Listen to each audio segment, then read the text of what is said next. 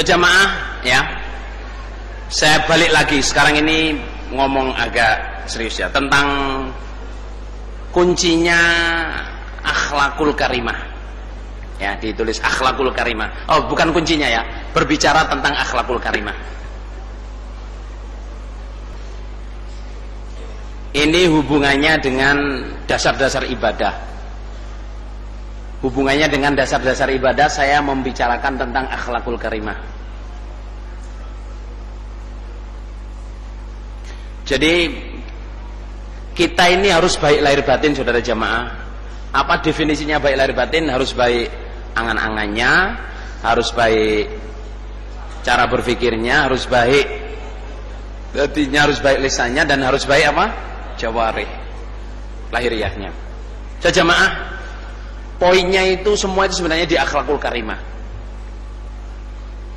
Ya, akhlakul karimah. Nah, akhlakul karimah itu gini ya, supaya sampean ngerti kedudukannya itu hadis Nabi yang sudah dihafal oleh banyak orang di sini, yang bunyinya innallaha qasama bainakum arzaqakum kama qasama bainakum akhlaqakum.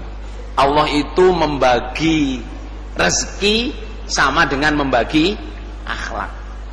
Ini diperhatikan ini ya. Jangan miss ini. Apa jangan miss, jangan kelewatan.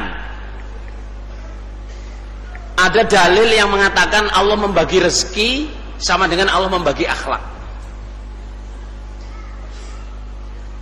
Pengertiannya itu begini, saudara jamaah, pengertiannya. Rezeki itu bisa dipelajari cara mencarinya.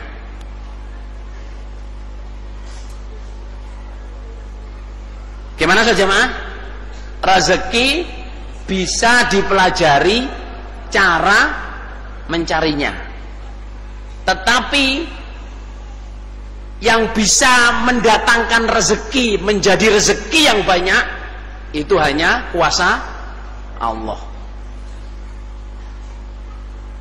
Jadi sama-sama bisa bikin bakso, sama-sama bisa bikin mie goreng, sama-sama bisa bikin warung makan, resepnya sama, caranya sama, tapi dua orang berusaha, rezekinya beda, saudara. Beda apa sama? Beda. Karena apa? Skillnya, keterampilannya boleh sama, tapi yang menentukan rezeki adalah Allah. Itu pengertiannya. Begitu juga akhlak. Akhlak itu, saudara jamaah, sampean boleh khatam Kitabul Adab 100 kali. Kitabul Adab di Bukhari khatam, Kitabul Adab di Muslim khatam, Kitabul Adab di Nasai khatam, di Abu Daud khatam, semua khatam. Tapi untuk mempunyai akhlakul karimah yang banyak, itu hanya kuasa Allah. Jadi jangan heran kalau ada orang khatam Kitabul Adab di Bukhari, di Muslim, semua khatam, tapi nggak punya akhlak. Jangan heran. Karena apa? Pembagiannya dari Allah itu tidak banyak. Lah yang mengherankan, di jamaah ini banyak orang yang doanya dermimil, ya Allah bila saya ini rezeki yang halal banyak dan barokah, melimpah ruah, hampir nang sawah-sawah. Doanya dermimil, tapi nggak pernah doa, ya Allah berilah saya, istri saya, anak-anak saya bagian akhlakul karimah yang banyak. Kenapa? Apa belum tahu artinya? Apa lebih penting rezeki daripada akhlak? Apa memang belum tahu? Kalau belum tahu, saya beritahu saudara jamaah, mintalah akhlakul karimah kepada Allah sama dengan minta rezeki. Karena apa? Sampai yang bisa punya ilmunya akhlak, tapi untuk punya akhlak itu hanya dari Allah. Loh, tapi kalau gitu nggak perlu dong belajar ilmu akhlak? Perlu. Kayak sampean mau penjual makanan, buka restoran, ya harus punya ilmunya restoran, perlunya ilmunya masak, manajemen, bikin menu. Tapi rezeki sampean tidak ikut menentukannya, menentukan hanya Allah. Kita minta kepada Allah, berilah saya rezeki yang halal banyak dan barokah. Sama dengan akhlak. Apa berarti saya nggak perlu khatam Kitabul Adab? Perlu. Tapi setelah khatam, mintalah ke Allah, ya Allah berilah saya ini bagian akhlakul karimah yang banyak. Karena apa, saudara jemaah? Dengan akhlak kita bisa hidup di mana saja. Dengan akhlak yang baik kita bisa hidup di mana saja. Mungkin apa gimana, Sur? Dengan akhlakul karimah nggak ada sayangnya. Halo, muda-mudi, anak-anak, bapak-bapak, ya toh, semuanya. Akhlakul karimah itu tidak pernah ada cacatnya, tidak pernah ada sayangnya. Tapi kalau udah akhlaknya akhlaknya jelek, saudara jamaah, semua disayangkan. Sebenarnya anaknya ganteng, tapi akhlaknya jelek, saya nggak suka. Coba saudara jamaah, berlaku nggak itu? Bisa terjadi nggak itu? Sebenarnya anaknya cantik, tapi akhlaknya jelek. Sebenarnya anaknya pinter, pandai, tapi akhlaknya nggak betul. Jadi akhlak jelek itu menghapus semua kelebihan. Tapi dengan akhlak yang baik, saudara jamaah, kekurangan itu tertutupi. Anaknya nggak begitu ganteng, tapi akhlaknya baik, saya senang. Mungkin apa nggih, Lur? Akhlaknya orangnya nggak begitu cantik, tapi akhlaknya baik, sopan, rendah hati, ngomongnya lemah lembut, nggak apa-apalah jadi menantu saya. Loh, kan selalunya gitu. Jadi akhlak yang baik itu menghapus semua kekurangan. Tapi kita tidak bisa mendapatkan tanpa doa dan usaha.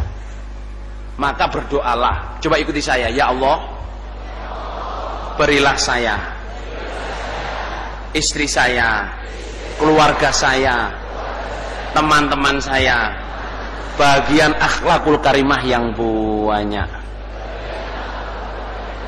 yang bisa membawa derajat surga yang tinggi, barokah fid dunya wal akhirah. Ini saya contohkan, saudara jamaah, itu supaya sampean ngerti gimana caranya minta. Kadang-kadang jaluke piye ya ngono iku. Kalau saya doa, ya Allah, berilah saya, istri saya, anak-anak saya, adik-adik saya, ipar-ipar saya, keponakan-keponakan saya, dan jamaah saya, dan jamaah seluruh umumnya, jamaah keseluruhannya, berilah bagian akhlakul karimah yang banyak.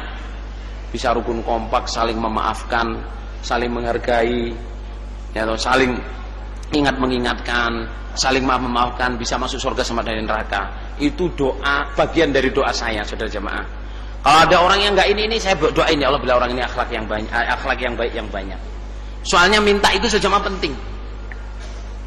Minta itu penting lah. Kalau kalian belum punya istri, ya doa untuk bapak ibunya, doa untuk adik-adiknya, sebut namanya. Ngoten. Muga-muga Allah paring barokah. Saged nangkep napa mboten iki, Lur? Ini ekstra topik. Muga-muga Allah paring barokah. Dong. Allah paring barokah. Jazakumullahu khairan. Jazakumullahu khairan. Muga-muga Allah paring dadi wong sing saleh. Paringi jodoh yang barokah. Jamaah ya, saya ngomong jodoh yang barokah itu ya, mau penting. Kadang-kadang masih kecil loh doain jodoh. Dalam kandungan itu harus doain jodoh, saudara jamaah. Jangan doain jodoh nunggu kalau udah gede. Udah gede kan baru doain, wah telat, saudara. Enggak dong? Doain sejak kecil. Mau mama ini apa sih masih kecil, doain jodoh lah. Nanti kalau waktunya datang tinggal datang. Loh, ngaten loh. Langsung goyang-goyang pinrah gitu. Moga-moga Allah paring barokah. Alhamdulillah, jazakumullahu khairan. Terus jamaah, jadi tentang akhlak ini ya, tentang akhlak ini di rumah, di sekolah, di kelas-kelas, di masjid ya, kita semua harus concern. Tapi jamunya, saudara jamaah, itu doa. Ilmunya boleh diberikan, ada buku petunjuk tentang akhlak, tentang ini, tapi doa itu sangat penting dan harus dimulai dari rumah. Dimulai dari rumah. Berangan-angan yang baik, berandai-andai yang baik, itu diajarin di rumah. Cara berpikir yang baik diajarin di rumah. Ya toh? Cara bicara yang baik dimulai dari rumah, saudara. Jangan kalau saudaranya olo-olo, iki pacar iki ngene, jangan. Di rumah dimulai dengan pelajaran yang baik. Nah, terus anaknya selalu didoain.